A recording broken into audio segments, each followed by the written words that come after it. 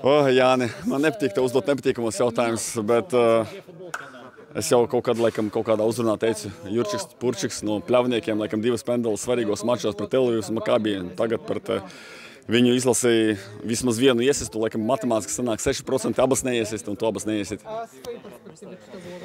Es nezinu, grūti komentēt.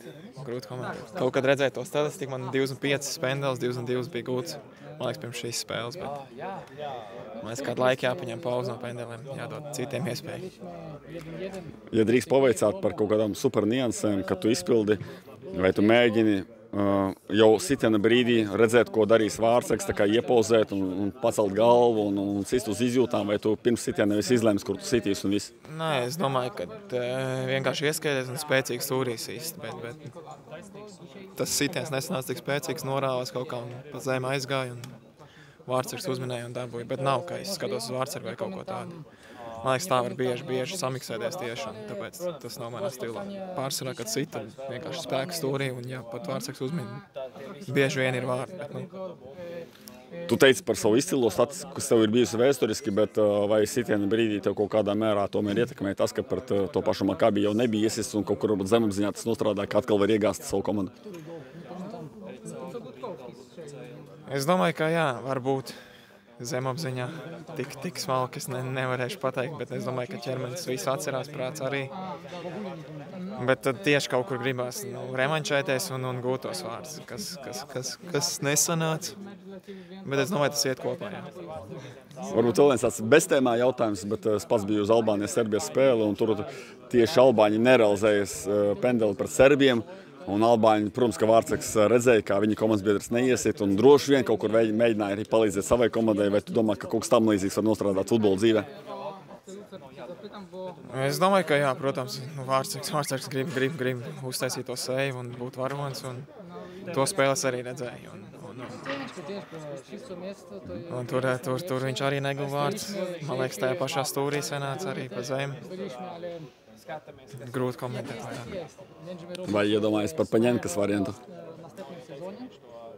Bija aizdomā vienkārši sist pa vidu, bet nē, man liekas, ka pareizākais tomēr ir ar spēku stūrī, un man liekas, tā arī viss lielākie meistari, teiksim, tā arī dara. Kā bija pēc tam spēlēt, zinot, ka mazliet iegās, un turklāt vēl pretinieki pēc tam diezgan drīz iesta vārdus, un liekas, ka 1-0 vietā 0-1 kā bija spēlēt laukumā?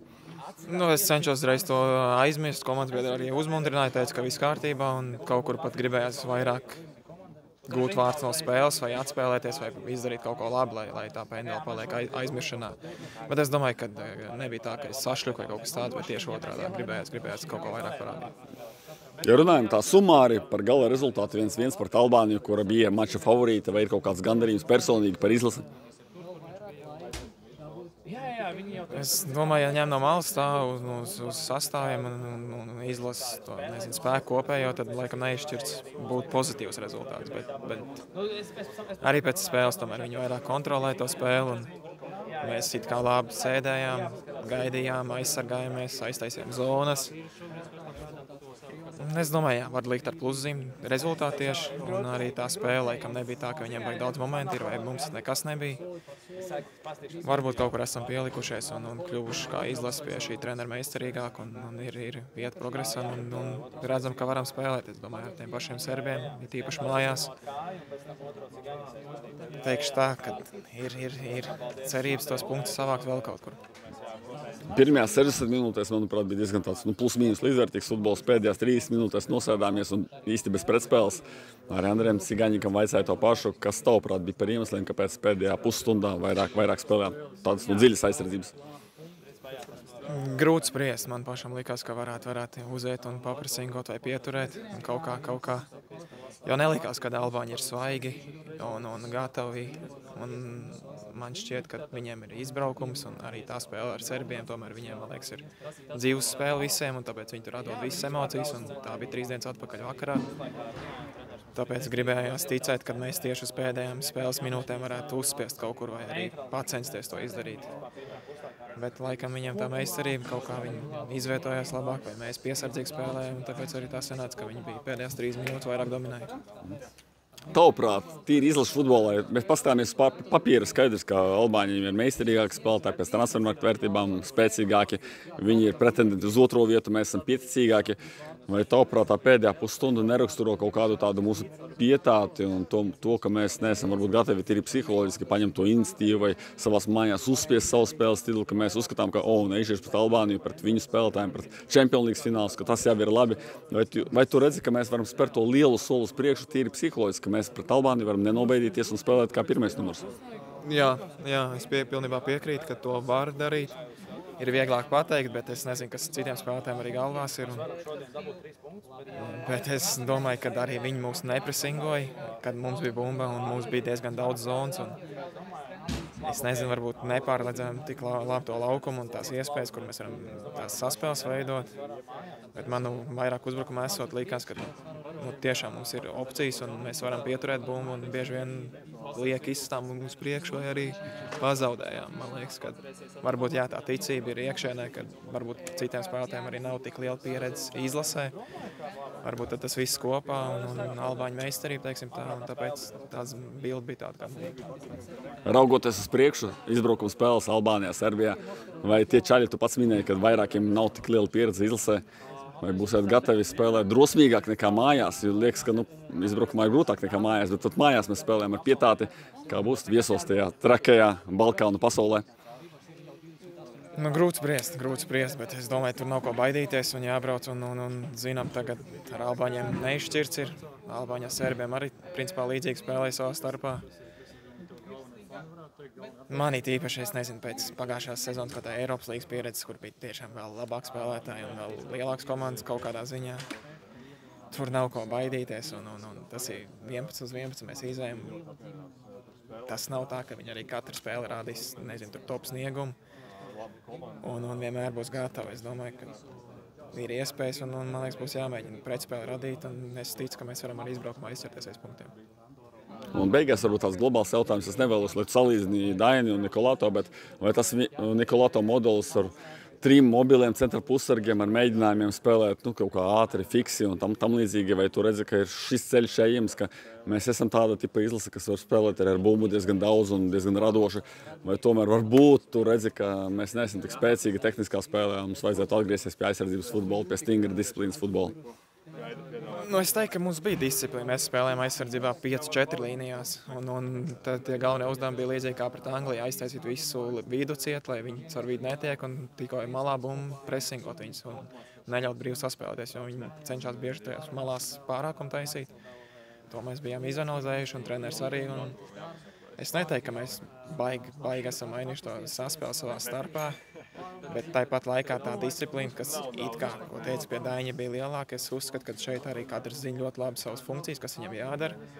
Un arī, kad mēs iesākam uzbrukums, mums ir tās tomēr izspēles un tās iespēles, ko mēs iestrādājam. Un spēlētāji zina, un citreiz mums arī to spēlētājs izdevās atrast, kaut vai Andrei tev pašā kreisajā malā un caur izspēlēm. Tāpēc par to disciplīnu es īsti nepiekritīšu. Man liekas, ka šis treneris grib itāļi. Mums tās taktikas ir ļoti iespēlēts un disciplīna ir jābūt augstākajā līmenī. Trenerim tas ļoti arī patīk pret Angļiem, kā mēs darījām. Šoreiz mēs principā plus mīnus centāmies to atkārtot. Negājām baigi presingā, bet ļoti kompakti vidējā blokā viņus gaidījām.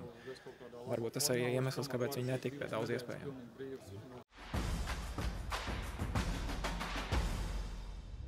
Coach, are you satisfied with 1 point in this game?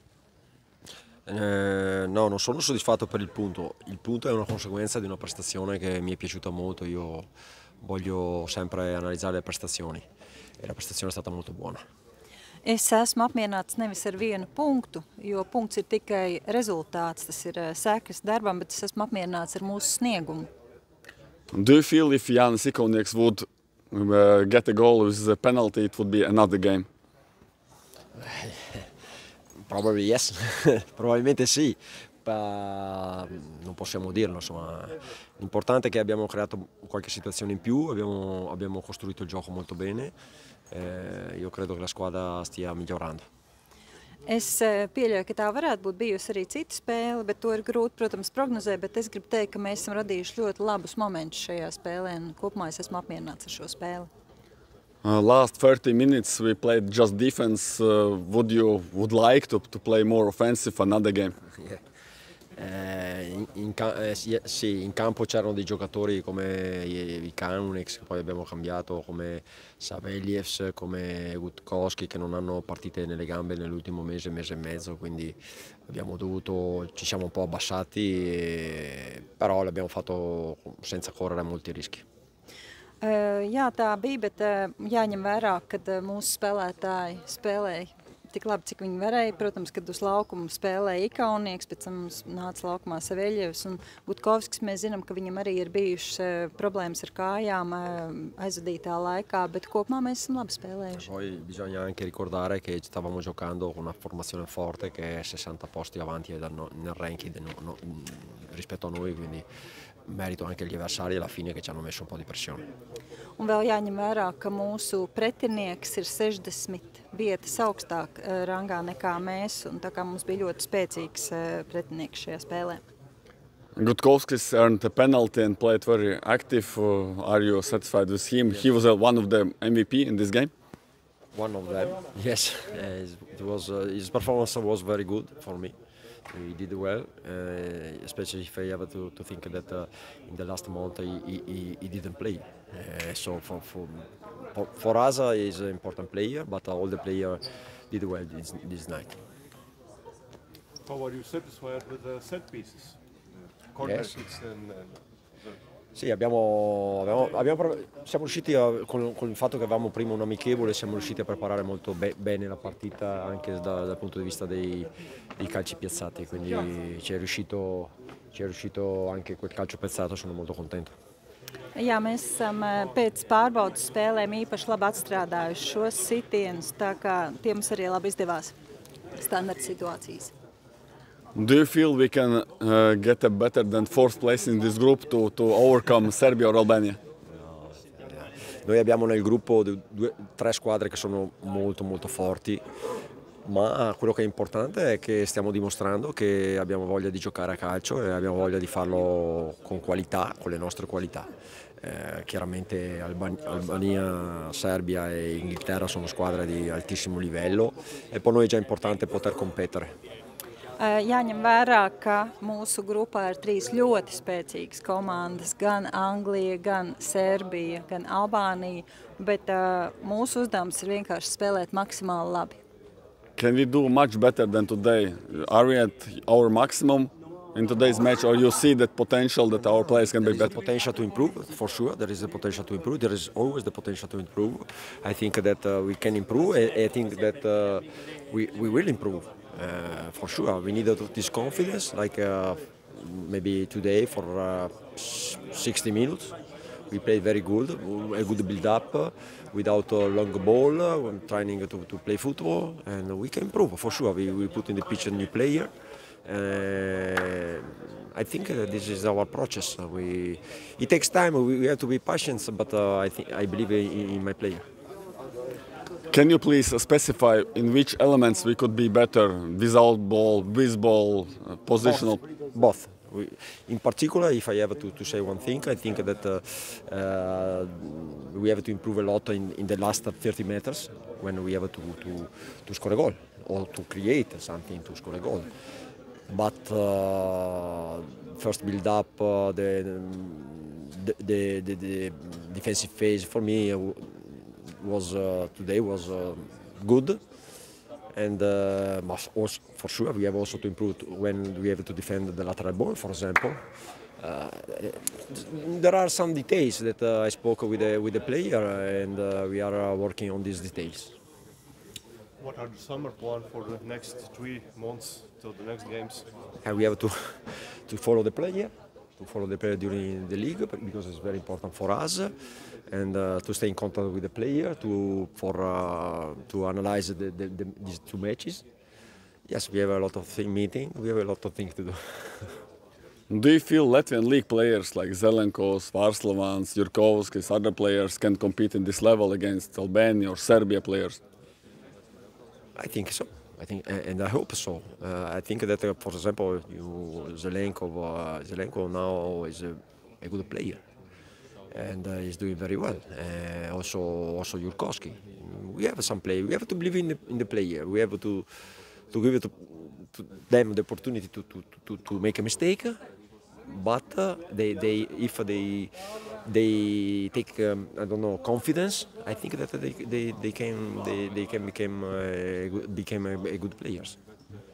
What was the plan for the second half? Because Chernomordy scored the goal, 1-1, and what do you think about the winner? We don't have a different play between the exactly. We don't have we have to accept that there is also strong opponent, and in that case, the reaction. For the reaction, we need sometimes to play different football. But our idea is always the same: to play football when we have the ball. When we don't have the ball, try to defend very well. But when we have the ball, we have to keep the ball. Also because it's another way to defend. To have the ball. So we have always the same plan. I think that the player have prepared the match very well. Had we more problems in Alvis Jaunzemes side when they attacked? No, I think no. I don't know. I have to rewatch the match, but I think that we had also in the other side some problem because they have a Chelsea player in that side, and so they are very this type of player. They are players that they are not afraid to do the 1 versus 1, offensive 1 versus 1, and sometimes they can create some big opportunity, no? But like I said, for me, we did exactly what we thought before. Do you feel it was a good international break, that you could work with the players, to know them, to feel them, and to make like maximum in the national team game? Sorry. Do you feel that this international break was good for you, for the team, that it was enough time to know them? This break was a little bit different because with a friendly match and official match, we had more time to prepare the second match, no? Also with our choices in the first. But every camp we had something. This is important because I have the feeling that the players are every time improving, you know, during our process. If I ever think about, for example, the first camp last year or the second camp last year in the Baltic Cup, now we have a different team. We have a different approach. We have a different play. We have a different confidence. We are better, I think. This is my opinion. And is competition among the players in our team is good, that you feel that players on the substitute are making pressure on the players in the starting level? This is very important. This is very important. I want to increase the competition inside the team because I think that good level is the result of the competition. If it is the same for our, like I said many times during some conference, no. If there are no competition, it's difficult to create some good player, no. But if you also inside my team, I want to have more competition between the player because it's the competition that helps you to improve. And Savalnieks, Uldrichs, the absent players, Tobers, of course. Do you feel that they would be like completely different team, or you feel that the idea is the same? And no, it's completely the same. They are very good player. Also Sheets, also the player who are not here, but because especially in front in attacking zone, we don't have a lot of players. Now we have a lot of players injured. I think that I'm very happy about the player because the player, I have the feeling that the player believe in what we are doing. So they are completely involved in our project.